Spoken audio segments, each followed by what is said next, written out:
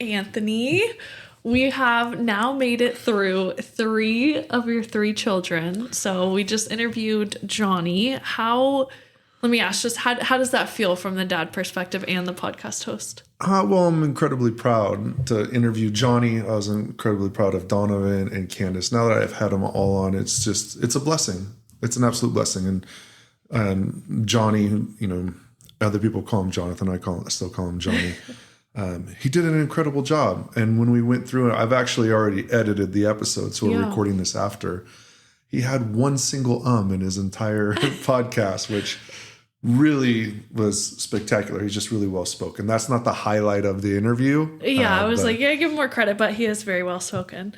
It's but I always love, especially, we always get to see or hear, their side of the story. So I'm sure for you it's extra interesting, but I loved it. I think the sports obviously is a big theme for him, for your family, all of that. And then just his journey and the decisions he's made and where he's at in life. I think that's where I'm excited for the listeners, because we're all figuring it out as we go and making decisions. And so I thought it was a good conversation. It was a great conversation, and it's a conversation he'll have forever and I'll have forever. And I did get his perspective on things and get to see it through a different lens than maybe I had saw it before, but it was proud is the word that comes to mind, and then just incredibly happy that I get to share this conversation with the rest of the world. Welcome to Tell Us Your Story, the podcast that tells the diverse stories of businesses, leaders, and influencers throughout Northern California. Our mission is to ignite inspiration, foster education, and bring our community together. Join us as we unravel the path to achievement, discovering how these remarkable businesses and leaders navigated obstacles, conquered hardships, and transformed failures into success. Today we sat down with Jonathan Lopez, who works at Visit California. He's a father of 2, recently married, an incredible son, overall great guy. There's going to be really 3 things that you're going to want to tune in for today. One of the themes was sports. You can't get away from it when you're talking to somebody within my family. Sports is just woven throughout his entire life, from the time he was small until now, and he's passing it on to his kids, and the impact that the sports had on who he is, where he's at today, and the way that he views just the overall world.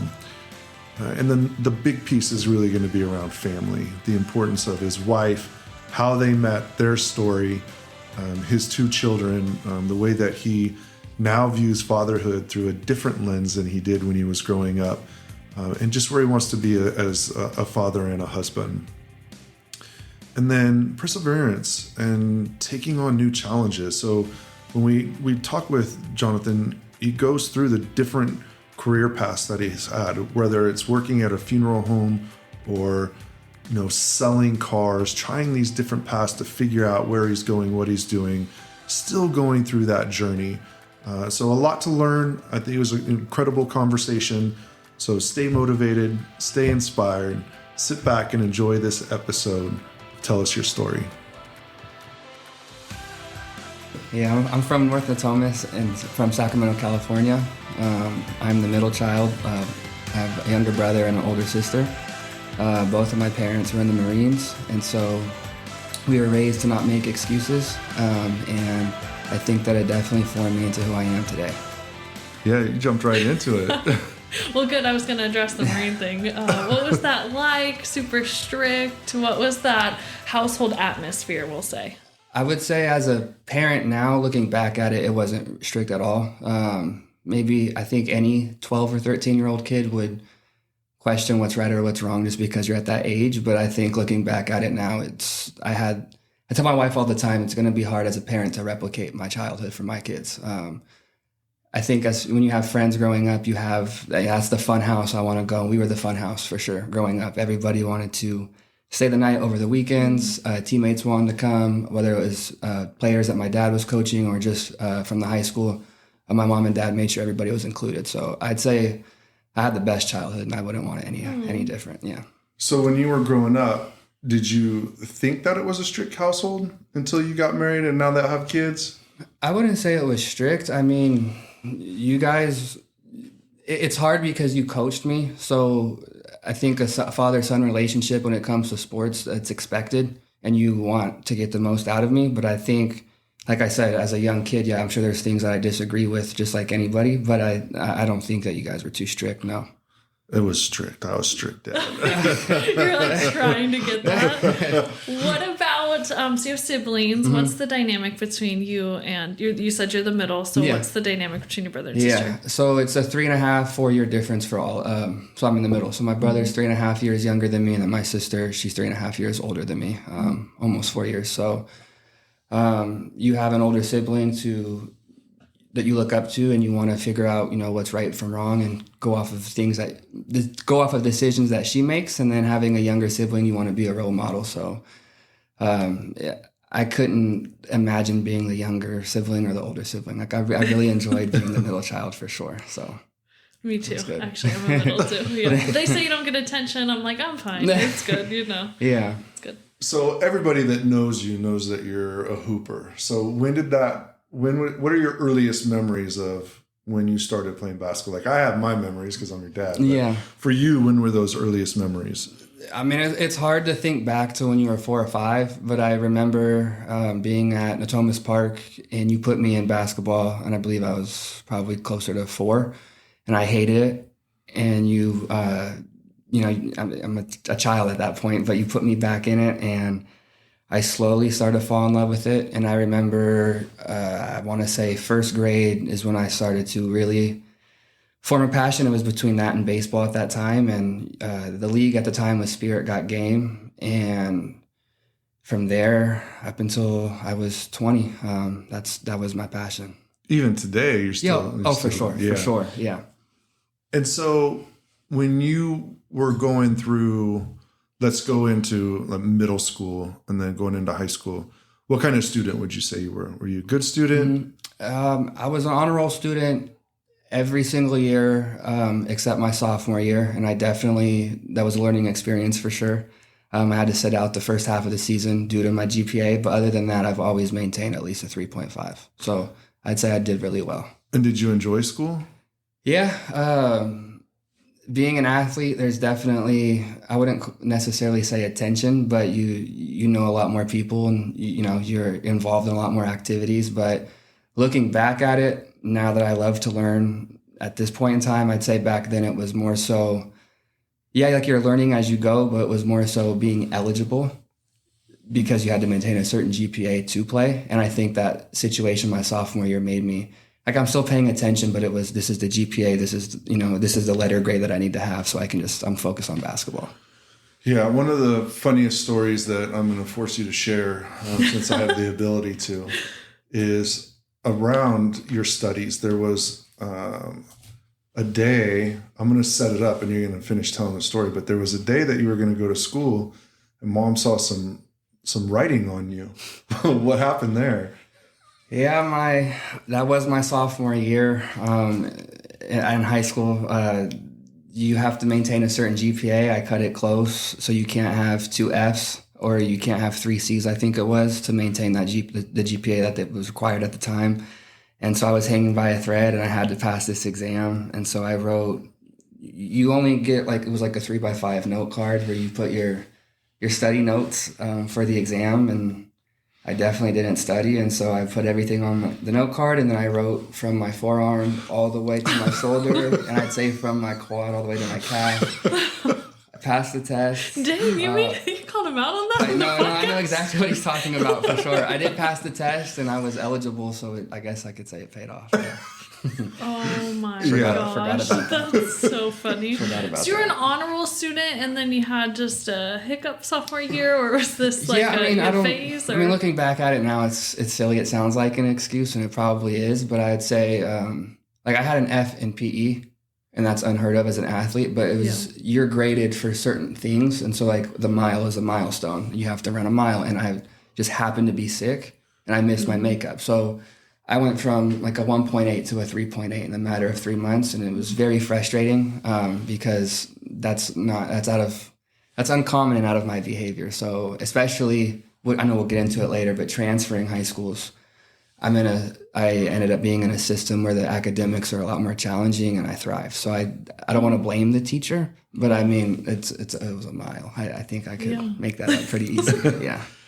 Where did, so we won't talk yet about the transition. I know it's coming, but you said that he coached you. When did that happen? I mean, as long as I can remember, I want to say probably 5 or 6. Didn't lose a lot of games. The majority of it, we won a lot. And then up until even in high school, I'm sure there was a tournament here or there, but I'd say from about 5 or 6 years old up until my 9th grade year when I started to get more focused and more involved with my high school, because once you start with your high school program, it pretty much takes away all your time. So, and what was it like? Did it cause friction? Was it good for you? What was that experience like with your dad? I would say similar to how I answered earlier, my upbringing. I think at the time, when you're being told and you're hearing the same voice over and over again, it's challenging. But I wouldn't be the player I was or am today if it wasn't for him coaching me. And I think it helped me a lot in junior college when I was playing, because my coach didn't have a military background, but he only knew one way to communicate, and I think that it prepared me for any environment. No, in a good way. I had very thick skin, and it helped me. And like I said, I think he knew how to get the best out of me, so I wouldn't trade it. Yeah, and going back to the middle child, so he helped his brother out because his brother came to me, I think, in 4th or 5th grade and said, "You'll never coach me." So I didn't get to coach his brother. Oh, you didn't? No, he clearly said, "This is not happening." Oh. So I know there was a conversation somewhere. For a different pod. So let's talk about just that experience. That AAU experience was 916 Select. We had, I remember from 2nd grade up to 8th, 9th grade at the time, probably 7th, 8th grade. Mm-hmm. What are your memories of all of those kids? There had to have been 100 kids that were coming in and out of that program. It's crazy to look back at it. I didn't realize that at the time because I was so young, but every single player that you coached on my team, whether it was 7th or 8th grade, whether it was junior college or Division I, every single one of us moved on to play college basketball. My 7th grade year, the 5th grade team was very good. Every single player from that program moved on and played college basketball as well. And then now it's starting to make me feel older. I'm looking at my brother's teams, himself included, but every single player on that team moved on to play college ball. And I was just talking to him the other day. I'm sitting and watching, 2 or 3 of his former teammates on TV. So I would say the talent is crazy. I owe a lot of credit to you, but also our trainer, Dre, and it was crazy. It was some of the most fun times of my life for sure. Yeah, so we had interviewed Dre, so so he was the leader of he was the trainer for all of these kids, and still is today. He's still training all of them. And so when he came to the event, it was good to see you guys all connect. How many of those kids do you still communicate with through social media or notes back and forth? From my team, I'd say probably, not to put a number, but I would imagine probably 90%. And then obviously my brother's team, not as much, maybe 1 or 2, but the 5th grade team, and like the class that was 2 years younger, I still have all of them on social media. And now that we're grown, it's funny, like I see one of them, he works in the same building as me. We all just, it's never awkward or dull, like where you could see each other and it's like you never left. Like we all went through that same program. We all went through the same training. We all got cussed out, yelled at, everything. We all went through that together. So it brought us closer for sure. So it's really cool. And so when you think about that AAU and the sports experience, is it a foundation for relationships that you have in your life when you look back? Like, is that one of the foundations? Absolutely. I think any level, any sport in general, you form bonds. And I think for us, we formed a very huge brotherhood, whether it's, like I said, guys 2 years younger than me, guys older than me, or the same age. And then also having a younger brother, I know it gave him relationships too that last, a lifetime, that guys that are 4 or 5 years older than him. So we all stay in contact for the most part. And you just root for everybody. So it was an amazing experience for sure. Yeah, it was an amazing experience. And before we transition out of that, and we'll talk about your kids in a little bit, but your kids in sports, is that like looking back at what you went through, is that the experience you want for them to have? Maybe not as much cursing, and maybe the times have changed a little bit. Or maybe so. No, I mean, I don't know if I'll coach them, but I think that, just to your point about cursing and things like that, I think the only thing that I'll preach to them is listen to what your coach is saying, not how they say it. And so you have to understand that if your coach is on you, there's a reason. And I think it's hard because my daughter's 3.5, my son just turned 2, so they're so young now, but he's already has his little ball on his hoop. I'm not going to force it. If he wants to dance, if he wants to play baseball, football, like whatever they choose to do, I'm going to support them. But my daughter loves playing soccer right now, and my son loves to, it seems, at least right now, he always has a ball in his hand. So fingers crossed. That's what grandpas are for, all forces. Yeah. But we'll see what happens. It's so important. I think just sports in general, like you said, whatever you want to do, but it just teaches you so much. Growing up, same with sports. It's just like life lessons way more than, whatever it turns out to be. But so in high school, if we can talk a little bit about that, is like basketball turning into the dream? Like, was that going to be what you wanted to do professionally? What was that towards the second half of high school? I would say I didn't take basketball as serious, I started to take basketball a lot more serious after we started to train with Dre. And then my freshman year, how I mentioned earlier, my parents just took all of my teammates in as if they were their own. We had, his name's Anthony. He was living with us for about 4 or 5 months, and that's when I learned like my work ethic needed to definitely improve. My parents at the time were personal training on the side, so our garage was just a full gym, and he would just every morning take their weight vest and just little things that he would do that we had a trampoline, so we just make up workouts, and just to see how his work ethic was every day and just how he took care of himself and how focused he was, it definitely impacted me for the better. And so I would say my freshman year is when I got super, super serious with my work ethic. Every day I touched the ball, whether it was out back or at the park or in a gym, got my work in. And then I'd say from there, I wouldn't say NBA. Dre would always preach, and it's always stuck with me. My goal was never really to play. I mean, as a child, I would love to play for the Sacramento Kings, but the goal was, as long as I could get a scholarship and my school paid for, then that's the goal, and everything else will take care of itself. So that was my goal, was to just get a scholarship. It's really cool. Yeah, so let's talk about your high school. So we moved from Natomas to Rockland your sophomore year. So at a high level, we don't need to get into all of the details, but what happened and how fast did it happen? So it was actually my junior year. It was a lot went into it. For one, my brother was playing very competitive baseball, and you guys were already commuting, 45 minutes to an hour, 3-4 times a night. I had a teammate from Intercom transfer at the end of our sophomore year to Rockland, and then I had a family friend who to this day is one of my best friends, and him and his mom moved to Rockland. So I knew a couple of people, and I just felt like at this point, I was getting a lot more serious about basketball. I think besides, typical high school stuff that every kid will go through, I think from a basketball perspective, I just needed to make a decision. And I think as much of a challenge as change can be, I thought it was necessary. And I think that, not to make an assumption, but I'm pretty good at reading the room. And for my position, there was multiple players. And I think that, personally, humbly speaking, I feel like I was better, but I think understanding the coaching staff and how certain things go into it, I don't think I would have played as much as I would have liked at Intercom. My sophomore year, the coach had me playing center. I'm a shooting guard, and so there was just some things that I just thought it was time for a change. And so I actually started my first week at Intercom my junior year. And with different districts, the school system starts different. So I was able to do 1 week my junior year and then transfer to Rockland. Our family was still living in Natomas at the time, so I was staying with the family friend out there just for the first couple of weeks to get it figured out. And I remember there was days where you would, drive back and forth, and it was, looking back at it now, it was a sacrifice for sure, but it was definitely necessary, and it was a huge culture shock for sure.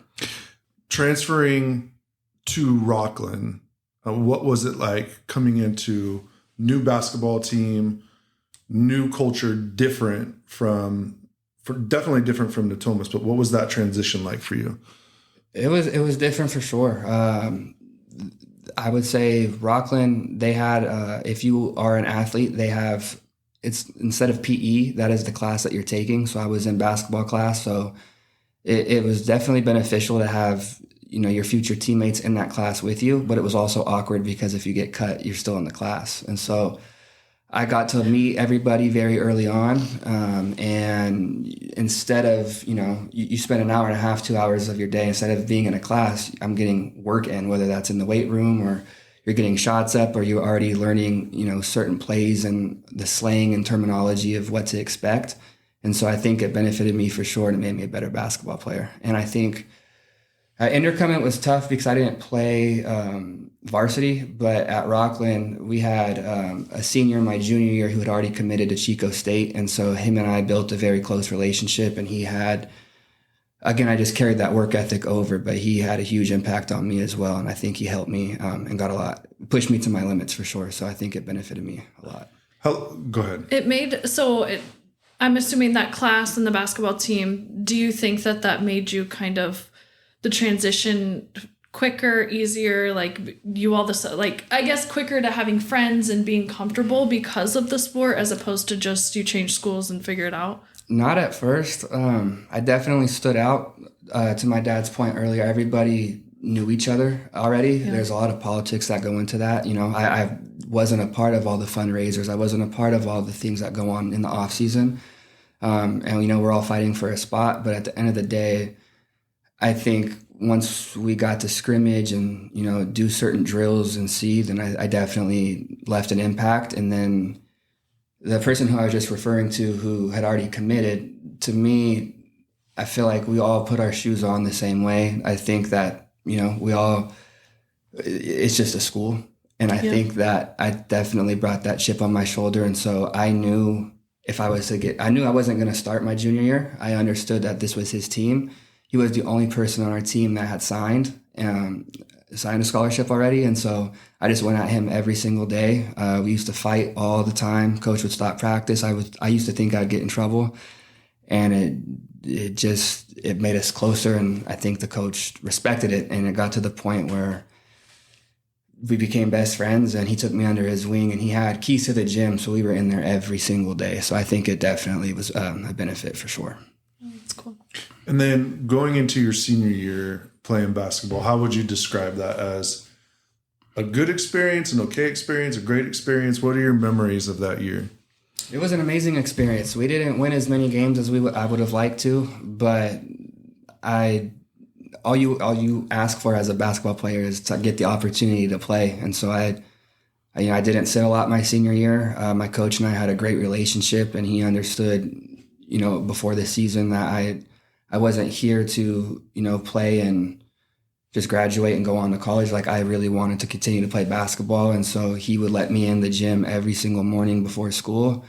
I would go get a workout in with him, shower, and then go straight to class. And so that's when it started. I wouldn't necessarily refer to it as a job, but that's when I started to make sure that's all I did was play basketball. And that was my main focus. That's all I focused on my senior year. And so let's balance that, and I'll bring it all together. So were you dating throughout your senior year? You say your focus was basketball, but were you dating? I mean, yes and no. I like I said earlier, when you transfer to a new district or any school and you're a new kid, you're definitely going to bring some attention or receive attention. And so, yeah, I'd say I was dating, but wasn't anything too serious. I was more focused on basketball.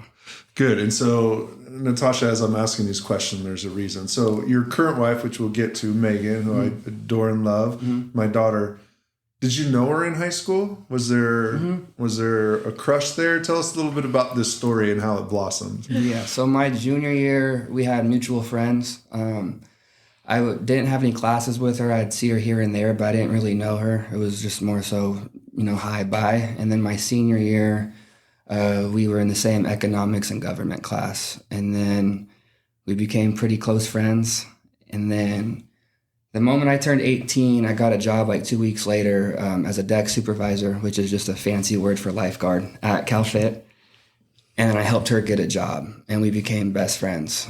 So every single day we'd work together, and that's when she had a boyfriend at the time. I was, doing my thing, and then I was definitely starting to, catch feelings and things like that. But you also have to read the room and respect the relationship, and so. I was just like, you do your thing, I'll do my thing, and then I don't want to jump ahead too much if you want me to. No, so then you graduate college. No, I graduated high school. So parallel. Yeah, I was like, that's jumping ahead. I was like, wait, hold on. Parallel to your working at CalFit, you finish your basketball career, you decide to go play basketball. How do you decide where you're going to go play basketball, and where did you decide? So if you were to ask me during my senior year where I was going, originally the answer was I was going to play at Yuba. I was going to room with one of my teammates who was actually going to go with me from high school. It was my point guard, and he ended up, things just didn't work out. And I had conversations with you, and it's all about who you know. My brother's AAU coach actually played at College of the Siskiyous, and this is during the Warriors dynasty run, and when Stephen Curry is really starting to hit the scene of just about how important it is to have a shooter on the court. And that's just, he recommended, whether you like it or not, you should at least go try out or just go. And I remember I was a little hesitant, and you were telling me, you never told me what to do, but you encouraged me. You never know unless you go. And I remember you driving me, and at Yuba, I had the best workout of my life. I don't think I missed a single shot. I played amazing. However, they wanted me to gray shirt, and I didn't know or feel like that was necessary. For me, my goal was to just play. And so I went to Siskiyou. I went to that workout. You were in the gym. It was probably the worst workout of my entire life. I don't know. I played so bad. Elevation. And the elevation and altitude is definitely a factor. Where is this, by the way? This is in Siskiyou. Mount Shasta. So Mount Shasta. Oh, gotcha. Okay. And so, and I remember after the workout, I was ready to just get home because it was a 4-hour drive. And I remember the coach brought you and I into his office, and he asked me if, he wanted me to be a part of his team. And I that's when I made my decision that I wanted to go play for College of the Siskiyou. And so I remember it clearly. So we move you out there. It is 4 hours from where you live, and you're going through a transition. Now, are you dating Megan at this time? Are you guys still friends? We're still friends, and then my freshman year started for basketball. I got there the first week of August. So I wasn't dating up until that November, and that was with her. So she was at Sierra originally playing soccer. We were still friends, but her boyfriend was still in the picture. I wasn't dating. All my focus was on college basketball. And then I came home to visit some family and stuff around that time. And then her and I, met up, had a conversation. And then I'd say a few months later, her and her boyfriend, that was the end of that. And then she made she made a trip up to Siskiyou, and we've been dating when I were married. So we've been together ever since. Oh, that's so cute. And there's a lot more I could get into. I won't get into it, but we were very close. Our senior year, it was just hard with understanding that I was off and on in dating, and she was in a relationship, but working together definitely sped up that process. So, yeah. And so that first year transitioning, or that first few months, you're away from home. What was it like? Like, thousands of kids go through this every year, right? Mm-hmm. They leave home, they go to college. What was it like? Was it easy, hard? I was definitely homesick at first, but it was just a matter of getting adapted. And it was challenging because those first few months up until Christmas break, if you're in it, you understand like who's going to make the grades, who's transferring home, who's not on coach's good side. So I think my freshman year, we had 9 kids quit at the deadline or get kicked off the team, whatever the case was. And so I wasn't unhappy, but I thought I should have been playing more, and people would just continue to tell me, just wait it out. I know you're watching, this person's playing over you, but he doesn't even go to class. And so that was definitely a challenge. I didn't want to do what everybody else was doing because the majority of the team, 9 players on a 17-man roster, that's half the team. So It was frustrating. And then after Christmas break, I started every game after that, and for the next 2 years. So basketball is still your focus. So you move away from home, you're doing school. Like, is that 100% what you're doing? Were you working? Like, are you thinking about what degree you're getting, or was it just basketball? No, so originally I was majoring in business. I did a full semester of that. And then Siskiyou being such a small school, they actually didn't offer as many online classes. It was, I wouldn't say uncommon, but it wasn't as common as it is now, especially post-pandemic. But there was the main class that I had to take, they only had one professor, and that was at 3:30, and that's the same time as film and practice and all that. So they're like, you're either going to have to not play basketball or change your major. So I remember I had a conversation with some teammates, my coach, my dad, and I was like, communications is such a broad degree that can open many doors. And I think that I already had a couple of teammates that were majoring in communications. And so I was definitely, you're going to school to learn and get your degree. Basketball, that's why I went to that school, but you still have to get your schoolwork done for sure. And so that first, the first half of the school year, I loved my business classes. Everything was going well. And then I changed my major. So I had to play a little bit of catch up in the summer, but no, it was good. And I think having now at this point, Megan is in my life. I wouldn't say it was too hard because she's, 4 hours away, but it was just basketball, school, and then thank goodness for FaceTime. So, So going into your second year, Megan ends up at College of the Siskiyous with you. Mm-hmm. So tell us a little bit about how that happened. Stop, so cute. So my sophomore year, Megan transferred to College of the Siskiyous to play soccer. But originally she was transferring to just go to school and to be with me. And then, she was like, I'm not going to just sit in the apartment and, while you're, because it really is a full-time job, whether it's junior college or Division I, you have your school, and then I'd say from 3 to 4:30 was film, and then you have weights, and then you have practice. So I'd say from about 2 to 7 p.m., like I'm not home. And so, she had just went through all the conditions, she just played at Sierra for a year and did everything. And so she transferred over, was able to make the roster. And it worked out for both of us. So we lived together my sophomore year. She played soccer and I played basketball, and it worked out really well. So when you think about that experience of playing at College of the Siskiyous, did you guys win a lot? No, we didn't. Not at all. We lost a lot of games. Was it fun and was it worth it?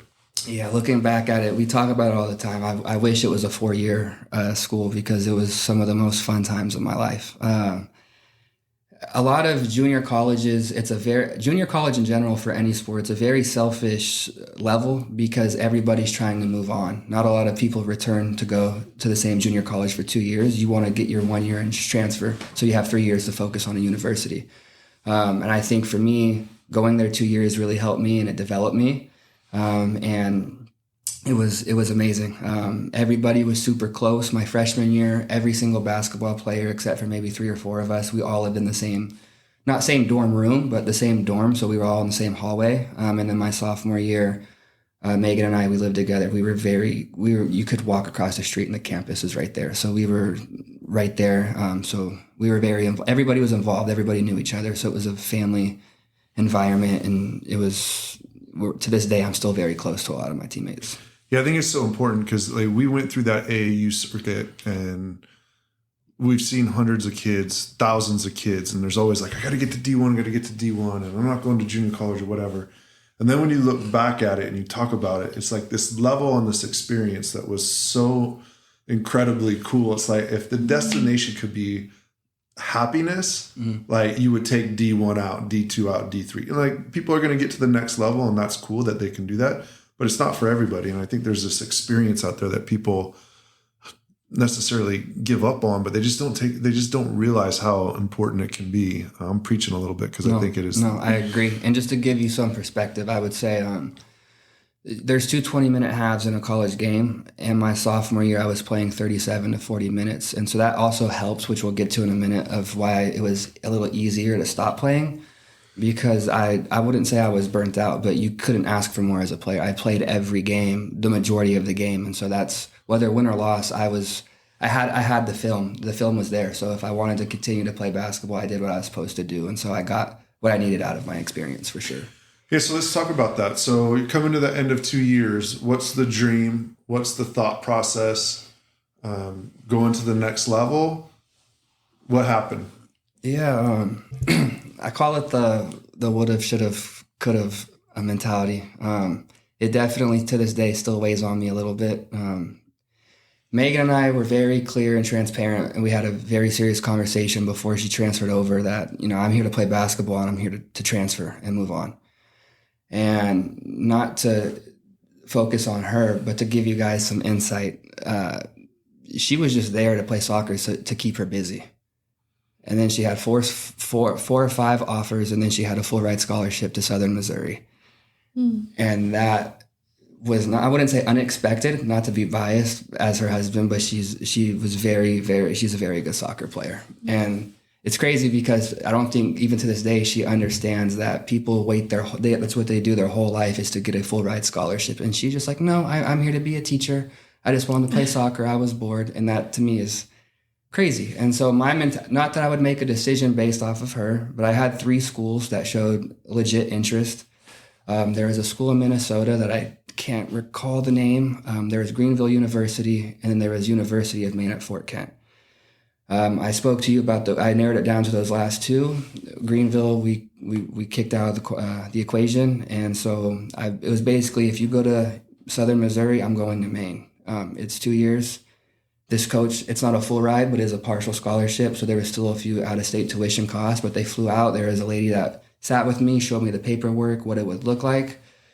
And that was very tough because, not to backtrack, but this opportunity was presented to me with 7 games left with our conference. And so I remember going to my coach, and I wasn't sure, like, do I sign it right now? And he's like, you know, he encouraged me to have a conversation with my dad, but I remember that conversation was like it was yesterday, you telling me it's just 2 years of your life, whether you want to take it, I support you, or if you want to come home and try and walk on to Sac State. And that was a very tough decision. And to this day, like I said, it still weighs on me because you never know when you're going to stop playing. But I just couldn't believe that, you know, you came here to play soccer just to, you know, kill some time, and you just got offered a full ride scholarship. And so, of course, she said no. She's like, no, I'm going to go graduate and be a teacher, but you choose to do what you want to do. I remember she had a conversation with her family if she could go to Maine, and they said no. And then that's when at this point, I don't want to say she made an impact because she never once told me what to do. But like I said earlier, I had played almost every second of every game my sophomore year. And I was just like, you know, the satisfaction of wanting to play, I just received that here. I'm 6'2". I'm not going to the NBA. And, you know, being a college athlete and experiencing certain things, I don't really want to I don't want to look for another relationship. Like, I'm happy. This is who I want to be with. And so I came home. So I guess you could point the finger at my wife, but it's always a girl. Like, wow, both of your boys. But that was definitely, it was definitely a tough decision for sure. And it didn't hit me that I was done playing for like about, I would say this was 2018. It didn't hit me until about 2020, which I'm sure we'll get into in a little bit. So, but yeah, so I came home and we both went to Sac State, and it was, yeah. Did you try and walk on, or you just decided No, that it was I definitely should have put more effort into that. But that's when the reality started to check in. So originally I tried to walk on to William Jessup. The coach, he knew of me, but he basically just told me, as far as guards, we're a guard heavy school. I need a 6'9" big man. And unfortunately that's not you. It's nothing personal. You have hundreds of, if not thousands of kids that, with the recruiting process. So I understood that, but that was where I wanted to play, but they also didn't have a communications, So that was challenging. And so my sister went to Sac State, my wife went to Sac State, and then my grandfather graduated from there. And I had a bunch of, the local friends that didn't move. So it wasn't like I wasn't familiar. It was just a matter of if I wanted to go to Sac State or not. And so once I did, it all worked out. Dad question for you over there. Yeah, go ahead. So watching your children like make these decisions and obviously being a part of it, and it sounds like you were supportive of like letting him decide, but what is that like? Is it hard for, like, did you want to make the decision for him, or what is it like from your side? So I think at that age for Johnny as well as my other son, you see where the journey is going to end. So to his point, played 2 years at college ball. I had the experience. If you want to go to, whether it's Minnesota or somewhere in the middle of the country for 2 years and be alone, what is the ultimate outcome? What are you getting out of that? It's the same as being able to play in an adult league. Like, there's differences. I'm not taking away from it, but you can get the same satisfaction rush that you run after. As an athlete, I understand that. I would tell every kid, if you have a chance to play 2 years at a JC, to go through that pain of the first year, because it is painful, because the overall experience is worth it. But to your question, I already knew, like, it comes to an end for all of us, and they got their experience. He got his experience. Yeah. So I was good with it. I didn't want him to have regrets, clearly. But yeah, it was good. Like, I tell anyone that has kids, comes to an end for all of it. So even if you make it to the league, which only a very small percentage do, it always comes to an end. Mm-hmm. So what did you love most about basketball? I would say the brotherhood, the bonds that you build. I was close to all of my teammates on any and every team that I was on. It was, you can't replicate that. It was just the experience, whether it's the bus rides, the van rides, my mom and dad in AAU driving us to Vegas, like a 9-hour car ride. It's just, those are things that you'll never forget. Being in the hotels, or even in college when we were on the road and we were in hotels, and our coach would give us a meal card, and like, you only have $15 and you have to stretch that for lunch and dinner, and just different ways that we get creative. And it was just the brotherhood. So, and then obviously playing, and when you are playing well is a great feeling too. So that also helps.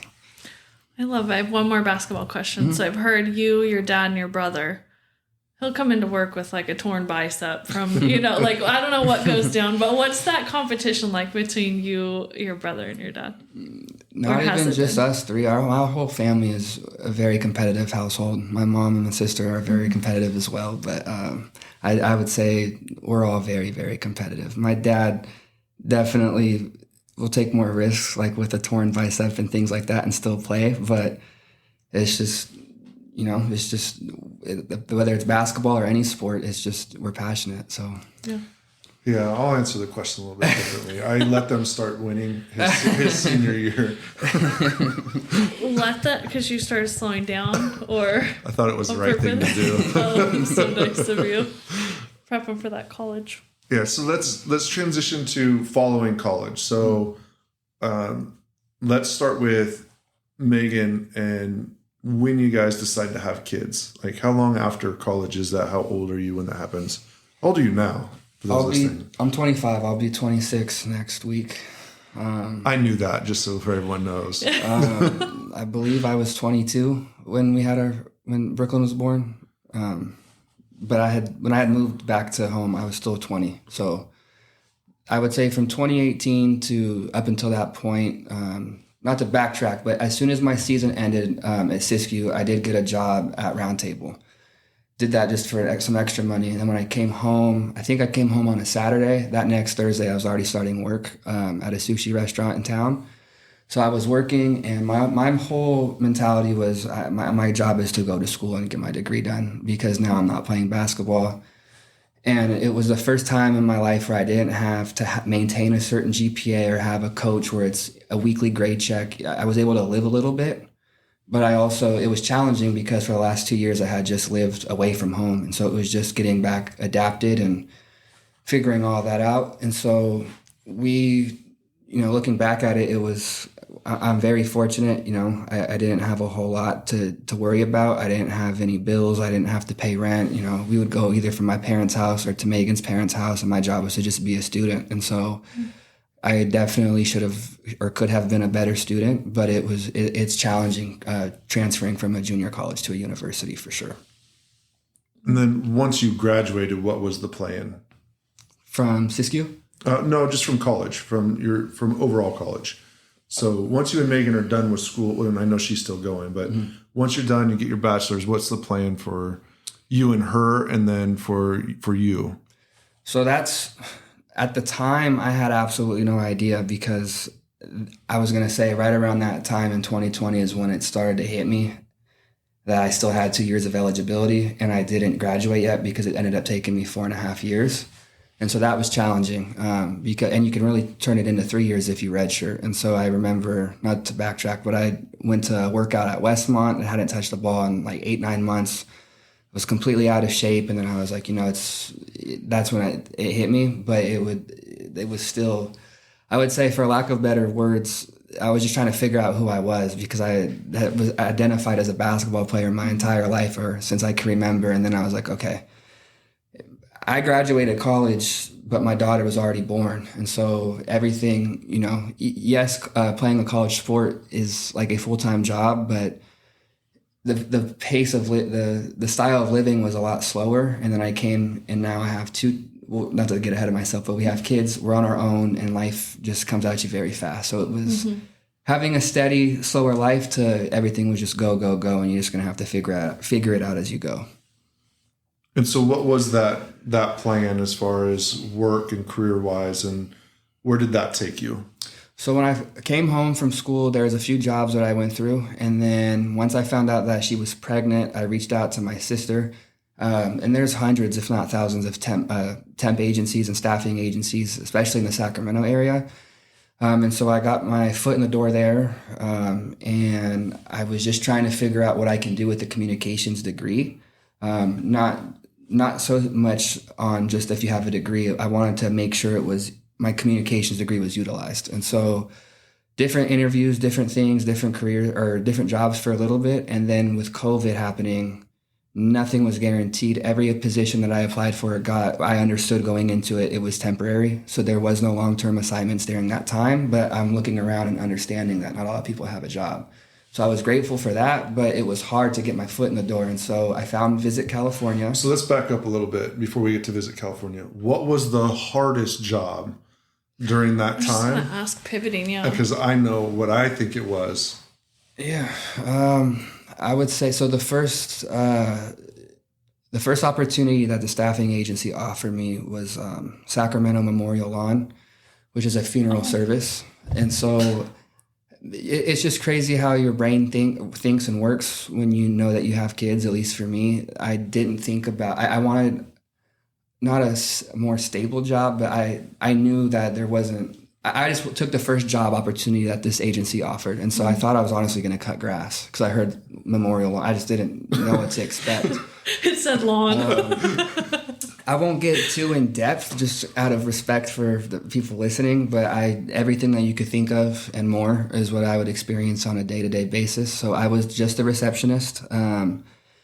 I, at the time, was a full-time college student, so it was all online. So in between services, I would do my school, but to focus on the job part of it, it was very, I mean, now looking back at it, it's definitely changed my perspective on all of that. But at the time it was, I wouldn't say depressing, because you would see different cultures and different families react to tragedies different ways. For some, it's a celebration of life. And then for others, it's the hardest day of their life. And so it taught me how to work with almost any and everyone. So my first couple of days, I'm like, good morning, how are you? And this lady has tears coming down her face. Mm-hmm. And then you kind of read the room and realize how to properly, speak to people and go about it. So that was, like I said, a lot of things that would keep you up at night, but it's also viewed as a business. And so to give you an idea, I was finally getting in a routine. I'm getting school done. I'm getting all my discussion posts done while I'm working. And then COVID happens. And so weirdly enough, they actually promote me from receptionist to a family service coordinator, where it's not to label it, but it does fall into sales, where my commission was based off of my coffin sales. And that sounds crazy, but that was a challenge. That was a challenge for sure, because different coffins, there's different commission. And of course I understood that I'm expecting a baby. And so I want to make the most money as possible, but I also I'm also just too nice of a person for that industry where I don't think I could I wouldn't say take advantage, but just the salesy part of me where I didn't feel right doing that to certain families when I knew that they couldn't afford it. If that makes sense. Yeah. That's tough. I remember. That is tough. We talk about sales all the time, and that's a whole nother level. But what a way to bring perspective of like it being a day. Like, it was very interesting that you said either celebration or it's, tragic, and it can be both, right? Mm-hmm. But to bring out even the types of lessons. So how long were you there? What was that? How long were you there? I think 10 months. It was almost a year. Yeah. I wanted him out of there so bad. Ooh, that's a tough one. Yeah, it Gosh. was different for sure. And then let's talk about one more job before we get to, and I know you did a lot, but let's talk about car sales. Mm-hmm. So then you did the ultimate sales job. Where did you sell cars? So before the Memorial Lawn, the job before that was I was working in the summer. I worked for the Roseville Auto Mall for Kia. And so I was a sales consultant there. And I was doing this while we were on summer break. So I was viewing it at first going into it as just a summer job. I figured I'll get some sales experience just for maybe 2.5, 3 months. And then I didn't realize what I was getting myself into and how long the days are and how that ends up playing out for sure. It was a lot to take in. Yeah. Did you guys have some sales conversations? I think so, but it was just, I didn't, during that, even though it was only 3.5, 4 months, I didn't really see anybody because of the schedule. And not to sound, but you work, there is no 8 to 5 in that industry. You have your schedule, but if we're in the same team and we have the same closer and you're closing a deal, let's say I'm off at 5 and a family comes in at 4:50, there was nights I was there from 8 a.m. to 1 in the morning. And then you're on for 2 weeks. So how it was scheduled for us was you're on for 2.5 weeks, and then you have a day or two off. But if you come in and I meet you and build that rapport and relationship and I show you the car and you're like, I'm just going to bring my husband in, we can't buy it today. And I'm in San Francisco with my wife and you guys come in, I have to come so I can make that commission. So I had no social life. That was probably, not to get off topic, but mentally that was probably, it took a toll on me for sure because I had no time to do really anything that I wanted to do, what a typical 20, 21-year-old would do. Yeah. Car sales is hard. It is very hard. It's really hard. Let's talk about Visit California. So how do you get into Visit California? Yeah, so like I mentioned, during the pandemic, I went through a few different staffing agencies, and one of them, going into it, I understood that Delta Dental was going to be a temporary job. I was there for a few months, and I met a lady there who asked me, like, what are you doing? Like, and I was just like, I'm taking my break. And she's like, no, like, what are you doing? Like, if you look around, you are the youngest person here. And so she gave me this number. I called. It was a different staffing agency, but they focused specifically on your degree. And so I let them know I'm 1 semester out from receiving my communications degree, and I really want to, pursue that, and I don't want it to go to waste. And so there's a communications department at Visit California, and so I think that's where her mind was. And so she got me in contact with them. That was a 2.5 month interview process. I had never experienced anything like that. And so because I had reception experience at the funeral home, I was able to get my foot in the door there. And I'd say not to backtrack, just to explain what Visit California is. So we're a nonprofit destination marketing organization. So we encourage everybody to come to California. And I know it probably sounds strange because California does a good job of promoting itself, but we want you to come and just spend all your money on the things that we promote and advertise. So you're still in sales. I love it. Yeah, good for the podcast too. So what now you're promoting places. Are there like specific places that you'll recommend, or how does that work? Yeah, so the first, I'd say 8 to 11, almost that first year, we were completely remote. I think for everybody, COVID made work a little bit different. And so, like I said earlier, my goal was I just need to finish school. I'm a receptionist full-time from home. Like, how hard can this be? And I learned very quickly that it's not what I thought it was at all. That first year, it was my job to basically reach out to not only visitors bureaus, but every county and region had different guidelines. So if you're coming from out of state and you want, whether it was a funeral or you just want to go on vacation, the guidelines and protocols in Sacramento are different than they are in Los Angeles. And so that was very challenging. Every morning, every night I had to refresh, all the pages and resources that I would have, because they're taking my word for it if it's safe to come. So they're oftentimes Los Angeles and San Francisco are the most asked about. I'm flying in from, Connecticut. It says I have to quarantine for 6 days, but my dad's funeral is just 2 days. And so that was very challenging. Thankfully, my manager and my direct supervisor were very helpful during that time, but it was completely different than what I'm doing now. So that first year, I'm surprised I made it last, but it was very challenging during the pandemic because everything was closed and there was a lot of uncertainty. Oh, I can only imagine. So you, post-pandemic, but so you transitioned to what you're doing right now. Yes. And what is that? So we, title-wise, I'm still doing the same work. I'm still in the same department, so I'm still in operations, but we slowly transitioned into the office. Before the pandemic, we were only in office. There was no hybrid or remote schedule. And so everybody was just trying, like in any industry, everybody was just trying to get a routine figured out. And then I came into the office, started out with just 2 days a week. So I would manage all of the mail for every department. And then on top of the guidelines that I just mentioned, I was still doing that, but as things slowly started to open up, whether it's me helping you plan your trip, which there's been some fun stories there. I'm the main point of contact, so I take care of that. And then I submit all of our publications. So whether that's to a consumer, whether that's to like AAA or another visitors bureau or a hotel or a personal family-owned business, I submit all of that. So whether that's our visitors guide, our road trips guide, our maps, I stock up on the publications and get those shipped out for pretty much everybody. Has that expanded your, when you live somewhere, there's like all these things to do and like you just never do. So has that broadened your horizons just in California? No, for sure. I think I've been to everywhere throughout the state except San Diego. So that's where I need to go next for sure. But that's it's nice. that's the one place I haven't been, so I need to make that happen. Oh wow.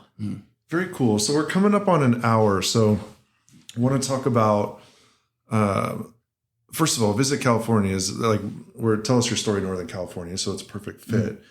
What does Johnny want to do with his career in 5 years? Well, if you're leveraging your degree and the things that you want to do, regardless of place, what would that look like? What would you be doing? I just want to grow and take all of the experiences that I've had in the past, whether it's through sports or previous jobs, and take that and implement it and continue to implement it into my work ethic. So whether that's managing a team or if that's being a part of a team, I know as long as I'm in a team environment, I think I'll thrive. I think there'd be some pretty cool like sports communications. I'm surprised. Like, have you looked into things like that? I think it would be pretty cool how you merge it. So as soon as I left the funeral home, I actually was applying to as many jobs as I could to Golden One and for the Sacramento Kings. Oh, yeah. And I got 2 callbacks. One was for a coordinator position, and I actually had a conversation, and that's what I wanted to do. But they told me I had no coordinating experience. And so that was another part and another factor that went into Visit California, because at that time they were hiring coordinators. But they made it very clear to me, you can't just jump the gun. Like, you have to get experience within the organization. And so that definitely played a part. And then the other callback, it was just for home games. So that's a part-time job. That's 41 out of 82 games. So it wouldn't have worked out. But I definitely would love to pursue that. It's just a matter of getting in front of the right person and having enough experience to make it happen. Very cool. Very cool. So let me ask you the last question about your family. So where do you see you and Megan and the kids? Is it 5 kids in 5 years? I was going to say Is it 3 still just 2? 4 Are you coaching? What's happening? This is your dad question. I don't plan on having any more kids. Maybe 1, if that. But I'm You're ready. saying there's a chance. Yeah, there's definitely a chance. But I prefer. I like how things are right now. As happy and as positive as all the benefits that come with becoming a parent, it's put I wouldn't say put our lives on hold, but my wife would have been done with school. She had to take a year off due to her pregnancy and the postpartum and everything that comes with it. So I think just understanding that and the sacrifices that you have to make and the decisions that you have to make, knowing that it's not about you, it's about the kids. It definitely determines a lot of things and where we're at right now. So coaching for sure, if they're interested, I definitely want to do that. And whatever they want to do, I'm just going to be their biggest supporter. I love it. Well, I always have my staple question, and I generally were interviewing people older. So I had to change it. I always ask people what they would tell their 30-year-old self. But for you, and I'm not that much older, let's just be clear, but your 20s, like very pivotal. You're figuring it out, right? Like that's exactly what you said. So we won't go back as far, but maybe just thinking about who you are now and how you've changed, like what advice would you give maybe your 18 to 20-year-old self? Even now, I would say that it's okay to say no, whether that's in personal relationships or working relationships. You having kids and being, I wouldn't say my back against the wall, but being more desperate, fresh out of college, and you're so motivated, you're so quick to say yes to whatever you can because you want to get promoted or you want to do certain things, and you just kind of have to learn through experience that it's okay to say no, and everything will work out the way it's supposed to. That's good advice. I do use that at work sometimes. It is really good advice. I'm going to say no. It's definitely a lesson learned for sure. So the quicker, the better. So anything you want to, any parting thoughts you want to leave with everybody? Anything you want to say? No, thank you guys. I'd say as a fan of the podcast and someone who listens, a lot of these are informal, and being up here, it's definitely different. I enjoyed it. So thank you guys. Yeah, of course. Thanks for coming on. Of course, I love you. I'm glad you came on and you got to tell the story. We got a good conversation. Yeah, thank you so much. Always learning something new. He talks about you, brags about you all the time, but not in the details. So appreciate you taking the time. And I know that the listeners, there's always gems in there. So thank you guys.